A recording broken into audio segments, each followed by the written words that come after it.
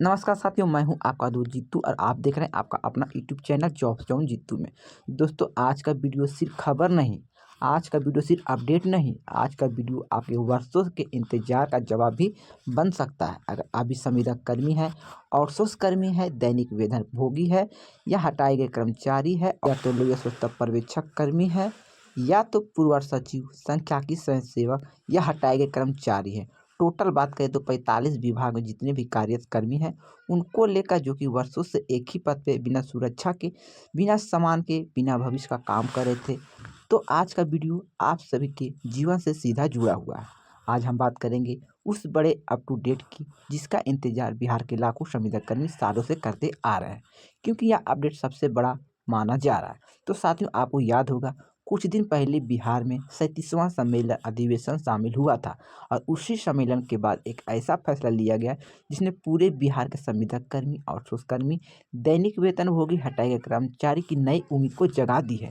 मानदेय वृद्धि के लिए सहमति बन चुकी है, यानी कि समिति का गठन भी हो चुका है। अब आप सोचिए, जब सरकार समिति बनाती है, जब सरकार जांच के लिए कहती है, जब सरकार आकलन शुरू करती है, तो इसका सीधा मतलब होता है अब मामला टलने का नहीं है, अब मामला दबाने का नहीं है, अब मामला फाइल में सड़ने का नहीं है। इसका मतलब सीधा है कि अब मामला समाधान की ओर बढ़ चुका है। समिति बनी है, तुरंत काम शुरू हुआ है, इसका क्या मतलब हो सकता है? तो दोस्तों, अक्सर आपने देखा होगा कि समिति बनती है, फिर महीनों तक कुछ नहीं होता, रिपोर्ट आने में साल लग जाते हैं। लेकिन इस बार तस्वीर कुछ अलग है। समिति बने हुए हैं, अभी मुश्किल से एक सप्ताह भी पूरा नहीं हुआ है और उसी बीच शुरुआती रिपोर्ट की चर्चा भी, विभागीय आकलन, नियम कानून की समीक्षा, सब कुछ पर काम शुरू हो चुका है। इसका सीधा संकेत है दोस्तों कि सरकार इस पर गंभीर है। समिति सिर्फ नाम का ही नहीं है, समिति का पहला फोकस क्या है? तो दोस्तों, किसी भी कर्मचारी के लिए सबसे महत्वपूर्ण और बहुत ही ज़रूरी सवाल होता है, यानी कि हमारी वर्तमान स्थिति क्या है, और इसी सवाल से समिति में काम शुरू किया गया है। वर्तमान की स्थिति का आकलन, समिति ने साफ कहा कि बिहार सरकार लगभग हर विभाग में संविदा कर्मचारी, आउटसोर्स कर्मचारी, अस्थायी कर्मचारी काम कर रहे हैं, चाहे महिला छात्रावास हो, आईटी सेक्टर हो, स्वास्थ्य विभाग हो, शिक्षा विभाग हो, या पंचायती राज विभाग हो, नगर निकाय विभाग हो, या तो ग्रामीण विकास विभाग हो। हर जगह संविदा कर्मी सिस्टम के रीढ़ बने हुए हैं। कानून और हाईकोर्ट का पक्ष भी सबसे मजबूत है, आधार है। और दोस्तों, यह समझना बेहद ज़रूरी है कि कानून क्या कहता है। तो समिति ने अपने दस्तावेज में पटना हाईकोर्ट के निर्णय को भी उल्लेख किया है।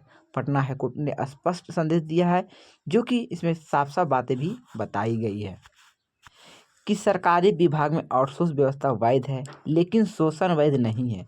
और साथ ही यह भी कहा गया है कि श्रम कानून का पालन अनिवार्य है, कर्मचारियों के अधिकार की सुरक्षा जरूरी है।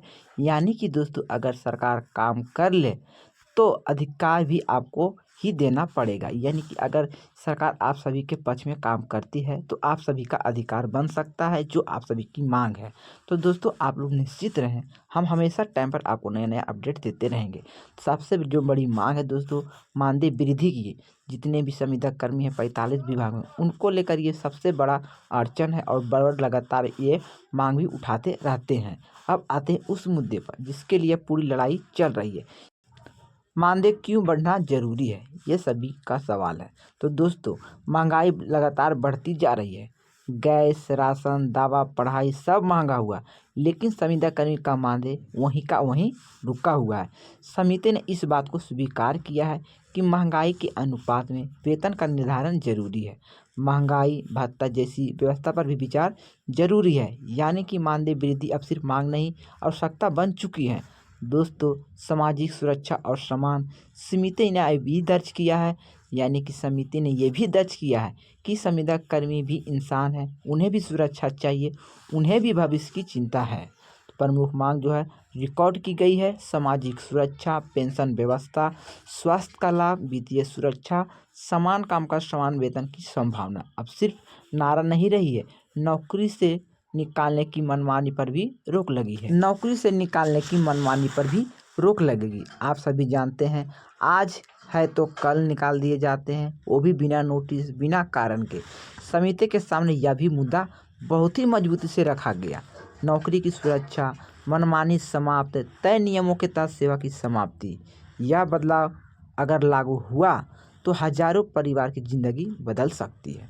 एक और अहम बिंदु, कार की घंटे, यानी कि संविदा कर्मी 10 से लेकर 12 घंटे काम करते हैं, लेकिन कोई तय समय नहीं है। समिति ने कहा कार्य समय निर्धारित होनी चाहिए, साप्ताहिक अवकाश मिलना चाहिए, बिल्कुल सरकारी कर्मचारी की तरह। आउटसोर्स एजेंसी की भूमिका, समिति ने यह भी नोट किया है कि कई agency man power supply outsourcing के नाम पर काम कर रही है। अब इन एजेंसियों की जवाबदेही तय की जाएगी। पदों के उदाहरण जो कि यहाँ पे मैं आपको बताने वाले हैं। उदाहरण समिति नहीं, कुछ पदों के नाम दस्तावेज भी बताने वाले हैं। कंप्यूटर ऑपरेटर, सहायक शिक्षक, वाहन चालक, वार्डन, तकनीकी और गैर तकनीकी कर्मचारी।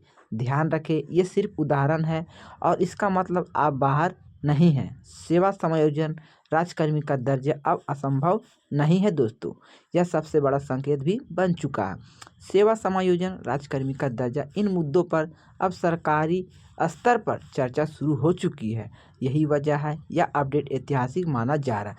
आपकी भूमिका और भी अहम है, लेकिन दोस्तों समिति से उम्मीद रखकर बैठ जाना सबसे बड़ी गलती है।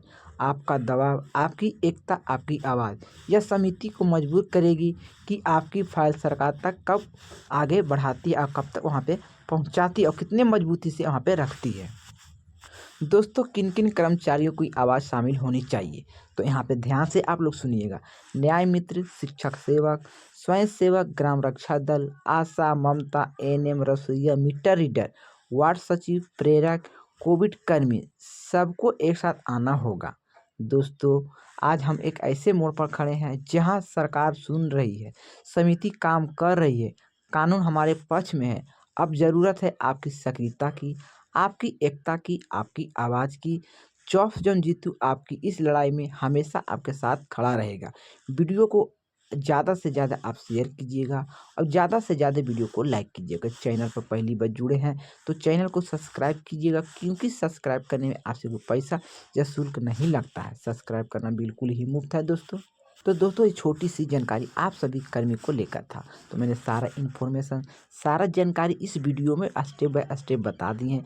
फिर भी कोई जानकारी छूट गए हैं, बोलने में मिस्टेक हो गए, तो आप अपना छोटा भाई समझ के क्षमा कीजिएगा, क्योंकि आप सभी को नया साल का तोहफा मिल सकता है। तो आप लोग थोड़ा सा वेट कीजिएगा जब तक इसके लिए कोई ऑफिशियल नोटिस नहीं आ जाते हैं, क्योंकि जब भी नया अपडेट, नया जानकारी, नया नोटिस, नया सूचना आते हैं तो मैं आपको इस चैनल के माध्यम से बताने का प्रयास करते हैं। तो मैंने सारा इन्फॉर्मेशन बता दी है दोस्तों।